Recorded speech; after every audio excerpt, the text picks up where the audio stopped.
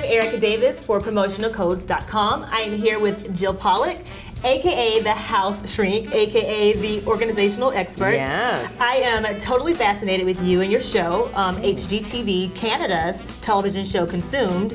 You are the expert. I'm envious. You are fabulous. You are a television producer, and now you are the world's most popular organizational expert. Oh, that's so sweet. You know what? I used to be a bossy TV producer, and I figured I could boss people in their homes as well, so that's why I did that. You know, I was putting my OCD to use in a positive way. On your show, Consumed, Yeah. you have this thing where your philosophy is own your stuff, don't let your stuff own you. Yes. And you challenge people to go for 30 days with next to nothing. So if someone challenged you to have 3 non-essential items other than like your toothbrush or your soap or whatever. Well, that's essential. Listen, I'm all about dental hygiene, Erica. I would have a book or two, because maybe if I had nothing else to do, I'd be reading a lot. I guess, you know, the thing that's interesting is I always ask my people on the show to get rid of technology. But I'm a mommy, so I have to have my phone, which I think is kind of these days sort of essential. Cell phone. And then I guess, I don't know, does a car count as non-essential? I guess a car is essential. I'm telling you, I really wouldn't have much more than a book and my phone. You have walked the walk on Anderson, on Tyra Banks' show, on Dr. Oz. Yeah. Which of those shows has been your best experience? Like, what show do you think that you were able to the most get your message out? I did do 2 stints on the Nate Berkus show, and I think that really helped. And Dr. Oz was also really great. Nate Berkus was all about the home and making the home better, and that's obviously what I'm about. And Dr. Oz, because you know what? My message is not just that clutter, of course, and extra stuff is you know, upsetting and stressful, but it's truly stressful and it's really unhealthy. You know, the house, feng shui speaking, is like your home. I mean, your home is like your body, right? An extension of your body. So if your exits are clogged or your rooms are clogged or, you know, a guest room is not being used for guests, it's sort of like asking parts of your body to do things that they're not supposed to do, and it's really unhealthy. So to me, being on Dr. Oz and sort of talking about the stress and how unhealthy it is to have a cluttered home, that was really positive, because it really is beyond the stuff. I always say it's not just about the stuff, you know, it's the stuff behind the stuff. That's true. And celebrities, from celebrities to house mothers or, you know, average moms have this problem, I guess. What do you find from celebrities to the average mom or average dad? What do you find like is the common denominator as far as a mistake that people make when like their house is just a Well, mess? you know what, the first thing I tell people to get rid of, because everyone has different reasons behind why they're keeping too much, but really the first thing I tell people to get rid of is the guilt. Because we keep things because we feel guilty about it.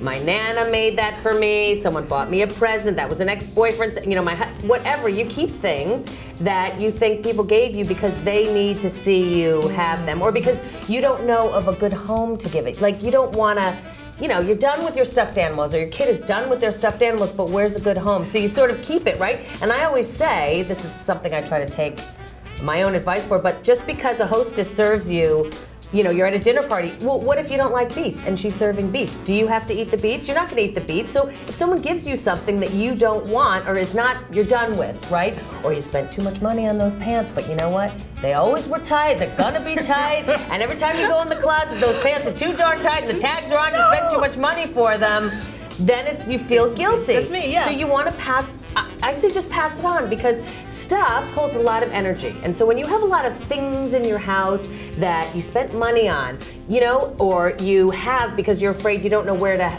put it, where it should live, or pass it on to a good home, then you keep it. But that's not right. That's like, you know, eating beets that you don't like, or it's like...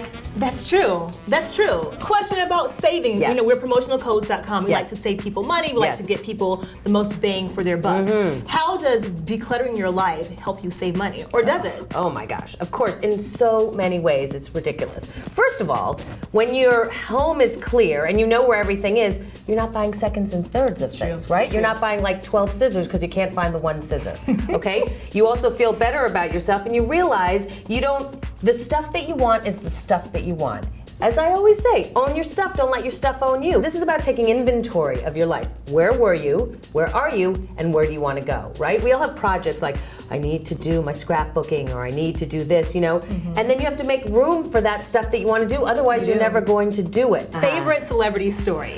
Well, I heard that one of the Desperate Housewives, one of her favorite tips was, you may know this, but some people are like gobsmacked when I tell them, put clean garbage bags on the bottom of the garbage container. That way, when the garbage is full, you pull it up, tie it up, and then pull a fresh one up. You don't have to go under the sink, rummage. Do we have, flow, right? It's like being a life surgeon. People talk about their junk drawers. And I say, why are you calling it a junk drawer? If it's just junk in there, throw it away.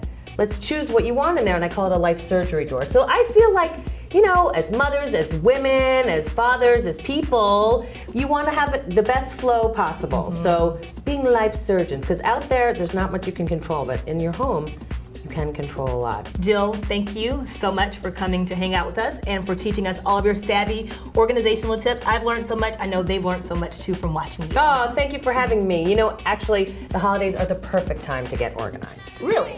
See, I would think that it would be just crazy, but you can get organized. Well, you're getting more stuff coming in, so you want to make room and get rid of the stuff that you don't want anymore. Okay. Pass it on. Pass it on. Well, before you guys out there pass it on and get organized, make sure you enter the Pile High Pride giveaway, where you're going to take pictures of your messiest rooms and send them to us at promotionalcodes.com. And the best messiest room wins an autographed Hoover Wind Tunnel Air, autographed by none other than Jill. Woo! So get your Pile High Pride pictures in. Cannot wait to see these pics.